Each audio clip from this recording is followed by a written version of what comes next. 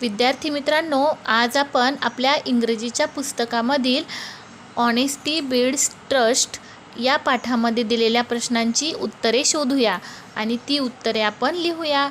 पहिला प्रश्न आहे, add y to the given word to make a new word. Make a sentence using the new word. आपल्याला इथे काही शब्द दिले आहेत. आपल्याला या शब्दांच्या शेवटी वाय हे अक्षर जोडून नवीन शब्द तयार करायचा आहे आणि तो नवीन तयार झालेला शब्द आपल्याला इथे लिहायचा आहे. त्यानंतर त्या शब्दापासून आपल्याला एक वाक्य तयार करायचे आहे आणि ते वाक्य आपल्याला इथे लिहायचे आहे. चला मग आपण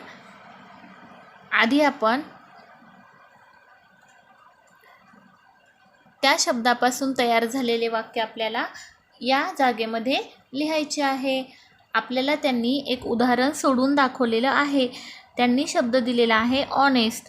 ऑनेस्टला वाय अक्षर जोडल्यानंतर ऑनेस्टी असा शब्द तयार होतो आणि त्यांनी वाक्य बनवून दाखवलेलं आहे, honesty is the best policy. म्हणजे प्रामाणिकपणा हा एक चांगला गुण आहे. आता त्यांनी आपल्याला दिलेला आहे दुसरा शब्द रेन. आता रेन या शब्दाच्या शेवटी वाय हे अक्षर जोडले तर शब्द तयार होतो रेनी. RAINY rainy. आता आपण रेनी या शब्दापासून एक नवीन वाक्य तयार करू. I like rainy season.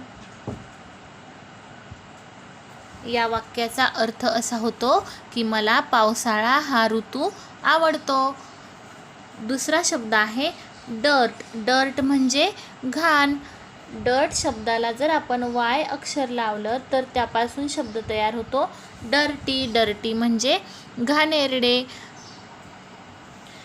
आता डर्टी शब्दापासून आपण वाक्य तयार करू.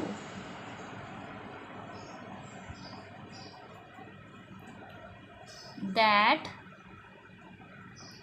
place was very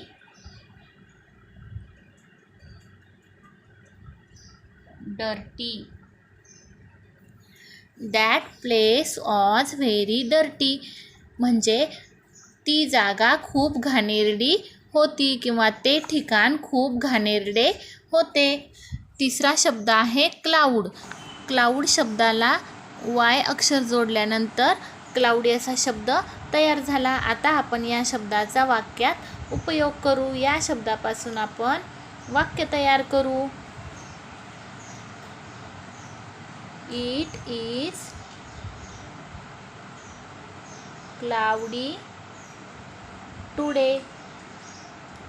म्हणजे क्लाउडी म्हणजे ढगाळ.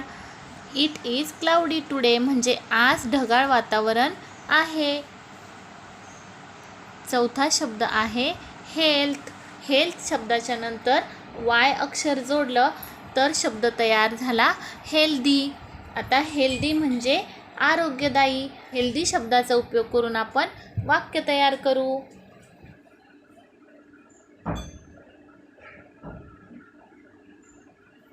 वाक्य लिहिले, it healthy stay healthy. Healthy म्हणजे आरोग्यदायी किंवा निरोगी. आरोग्यदायी आहार घ्या आणि निरोगी राहा. पुढचा प्रश्न आहे ट्रू ऑर फॉल्स. ट्रू म्हणजे बरोबर आणि फॉल्स म्हणजे चुकीचे. खाली दिलेली वाक्ये चूक किंवा बरोबर हे आपल्याला लिहायचं आहे. पहिला प्रश्न आहे, आई टॉट पवन टू लाय. लाय म्हणजे खोटे बोलणे. आईने पवनला खोटे बोलायला शिकवले. तर हे वाक्य चुकीचे आहे. म्हणजेच आपल्याला इथे लिहायचे आहे फॉल्स. आईने पवनला तर नेहमी खरे बोलायला आणि खरे वागायला शिकवले. दुसरं वाक्य आहे, I was loving and caring. आई ही प्रेमळ आणि काळजी करणारी किंवा दयाळू होती. तर हे वाक्य बरोबर आहे. म्हणून येथे आपल्याला लिहायचे आहे ट्रू. ट्रू म्हणजे बरोबर. तिसरे वाक्य आहे Pawan learn good value from his mother. Pawan त्याच्या आईकडून चांगल्या महत्त्वाच्या गोष्टी शिकला. तर हे वाक्य बरोबर आहे, म्हणून येथे आपल्याला लिहायचे आहे ट्रू. पुढचा प्रश्न आहे think what would you do if you found money on the road. या प्रश्नाचा अर्थ आहे की तुम्हाला जर रोडवर पैसे सापडले तर तुम्ही काय कराल. या प्रश्नाचे उत्तर आहे I would give it to an elder. मी एखाद्या मोठ्या व्यक्तीकडे, माझ्यापेक्षा वयाने मोठ्या असलेल्या एखाद्या व्यक्तीकडे ते पैसे देईल.